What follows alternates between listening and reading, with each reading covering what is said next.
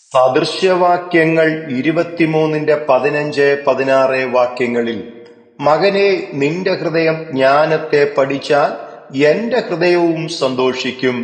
നിന്റെ അധരം നേർ സംസാരിച്ചാൽ എന്റെ അന്തരംഗങ്ങൾ ആനന്ദിക്കും എന്ന് എഴുതിയിരിക്കുന്നുവല്ലോ. ദൈവത്തിന്റെ മക്കളായി തീരുവാൻ ഭാഗ്യം ലഭിച്ച കർത്താവിൽ പ്രിയ സഹോദരങ്ങളെ, നമ്മളിൽ നമ്മുടെ പിതാവിന് സന്തോഷിക്കുവാൻ സാധിക്കും വിധമാണോ നാം അനുദിനം ജീവിക്കുന്നത്? തന്റെ മക്കൾ സത്യസന്ധരും പരമാർത്ഥികളും നിഷ്കളങ്കരുമൊക്കെ ആയിരിക്കണം എന്നല്ലേ ഏതൊരു പിതാവും ആഗ്രഹിക്കുന്നത്?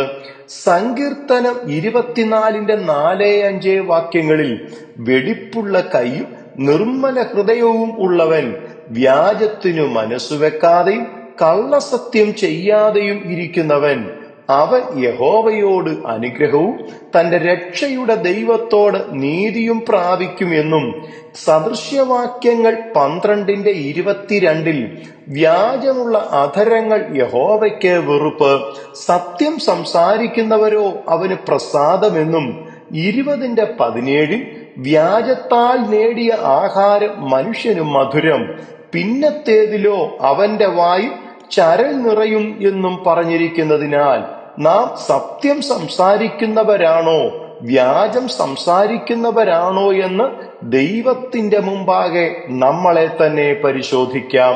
1 പത്രോസ് 3:10 ജീവനെ ആഗ്രഹിക്കുകയും ശുഭകാലം കാണുവാൻ ഇച്ഛിക്കുകയും ചെയ്യുന്നവൻ ദോഷം ചെയ്യാതെ തന്റെ നാവിനെയും വ്യാജം പറയാതെ അധരത്തെയും അടക്കിക്കൊള്ളട്ടെ എന്ന് പറഞ്ഞിരിക്കുന്നതിനാൽ, ഏതു കഷ്ടം വന്നാലും എത്ര നഷ്ടം നേരിട്ടാലും നിഷ്കളങ്കനായി നടന്ന് നീതി പ്രവർത്തിക്കുകയും ഹൃദയപൂർവം സത്യം സംസാരിക്കുകയും ചെയ്യുന്നവരാകാം.